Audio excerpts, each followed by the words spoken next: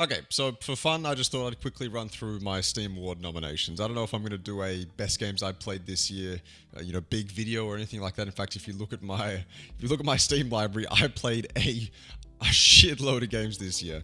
Too many fucking games this year, going all the way back to January. But a lot of them, unfortunately, don't show up on this list because these are obviously the games that came out this year. So I thought I'd just do it for fun. Quick video that I can make. Yeah. Game of the year. Well, a lot of them, unfortunately, were just kind of indie games that I enjoyed that I don't really think qualified for Game of the Year in any sense. I don't think so. The ones I'm looking at right now are Remnant 2, Inkbound, and those are about it. To be honest with you, I played a lot of games this year that would qualify as Game of the Year, but they didn't come out this year, unfortunately.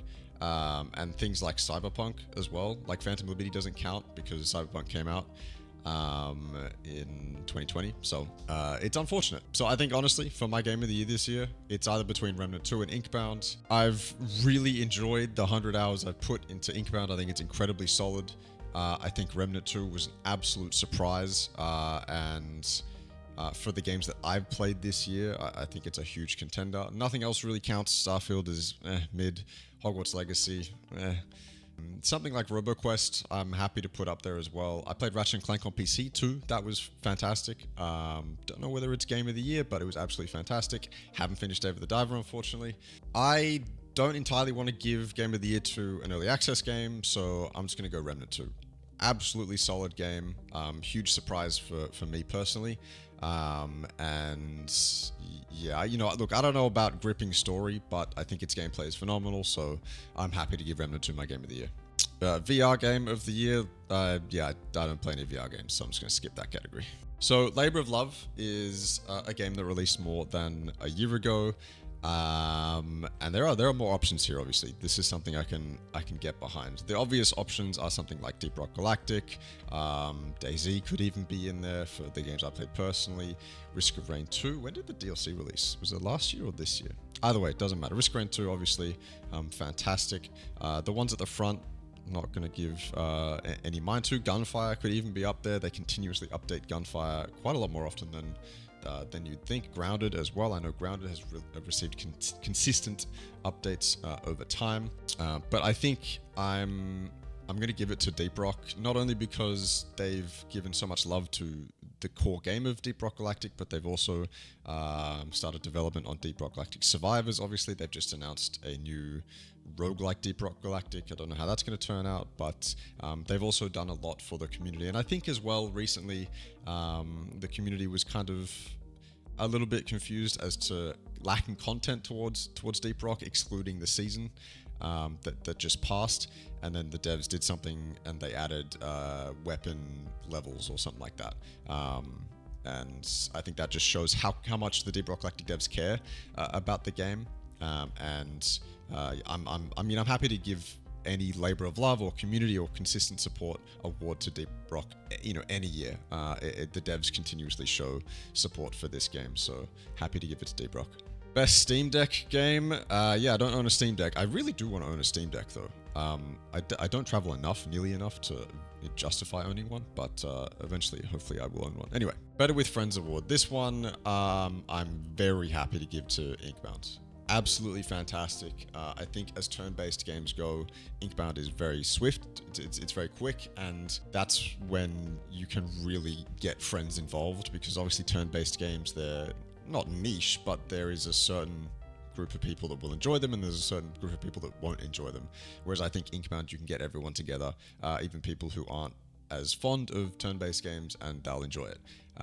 So I'm happy to give it to Inkbound. Plus, I think it is just explicitly better with friends. There are other games on this list, like For the King 2, if This Means Warp, which I thought was kind of underrated. And then there's some other games as well. I could put Remnant 2 there, things like that, but I want to give Inkbound something because I think it's phenomenal. So yeah, Better With Friends. Outstanding Visual Style Award is one that could go to a few games, but I think I'm going to give it to Dredge or Deadlink, potentially. I do love Inkbound's art style. I really do. But I think Dredge, just visually, is really, really pleasant to look at. And I think nails the style it's going for. There are a couple other games on this list as well that could go up there. I think Dave the Diver's got an exceptional art style. RoboQuest is very simple, so I don't think I'd ever put that up there. I mean, there's only really a couple others. Like Halls of Torment 2 is obviously very inspired, but I'm going to go with Dredge because Dredge is really nice to look at, looks beautiful. And yeah. Most Innovative Gameplay Award. Okay, I haven't really looked this far into this list. So let's see. The designers of this game are at the front lines of creative experimentation, bringing fresh perspective and brain-breaking surprises. This game delighted, inspired, and entertained with newness never played before. Part of me wants to give this to BattleBit because it lowered the visual level of entry and it lowered the kind of it lowered the entry level in multiple ways just so it could supply, you know, epic 254 player servers. I don't know if many games on the only other one I'd give it to is Inkbound, to be honest with you, because I think that innovates in terms of turn-based combat. I think that does really well in iterating on what turn-based combat is, and I've never really seen any other game like Inkbound, so it's in my mind for sure.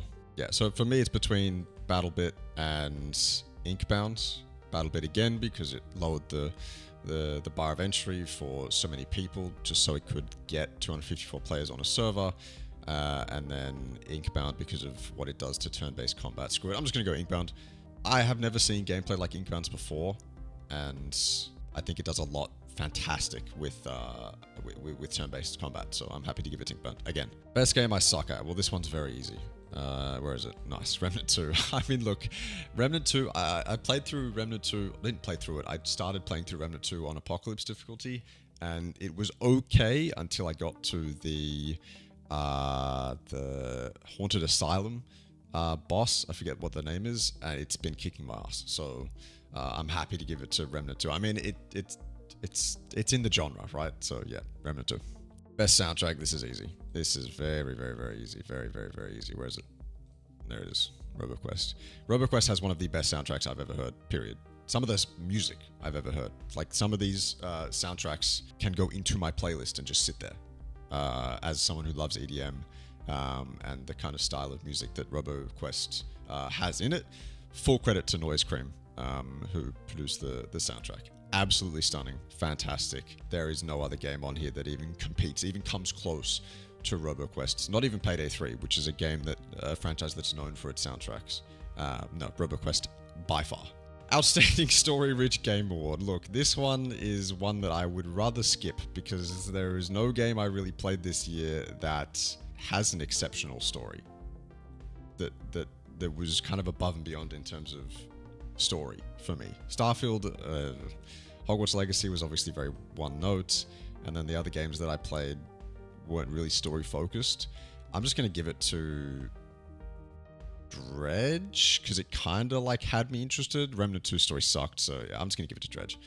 I mean, out of all of these games on this list, that's the only game that like intrigued me a little bit and had a story that kind of captivated me. It was obviously very abrupt, the ending, I think, but it wasn't an ending that ruined the entire story that happened beforehand, or the narrative of the lore that happened beforehand. So I'm happy to give it to Dredge. Okay, sit back and relax reward, the last one. I mean, look, when I look at my library, there are tons of games that I played this year that would dominate this category because I played a shitload of survivor-likes this year. Bullet Heavens this year, but not all of them released this year. Some of them are in early access, but the one that stands out I think the most would be something like Halls of Torment. So I'm happy to give it to Halls of Torment. If I had more options in terms of games that released previously, I think this would change to something like Soulstone Survivors, or if I played more Vampire Survivors, obviously that might win it. I was even tempted to go for BattleBit because that was a game I could just sit back and relax. As weird as that sounds, just like shooting the shit out of people is kind of fun and relaxing, and it was very easy in BattleBit. But I think Halls of Torment, out of this list, out of the games that released this year, was the one that kind of caught me off guard. in terms of how quality it was and how good everything in it felt to utilize. So I think Halls of Torment is definitely deserving of that one. I also went back and gave F1 VR Game of the Year and Dave the Diver Steam Deck, because I didn't want to miss out on any nominees, and like give someone credit at least, right?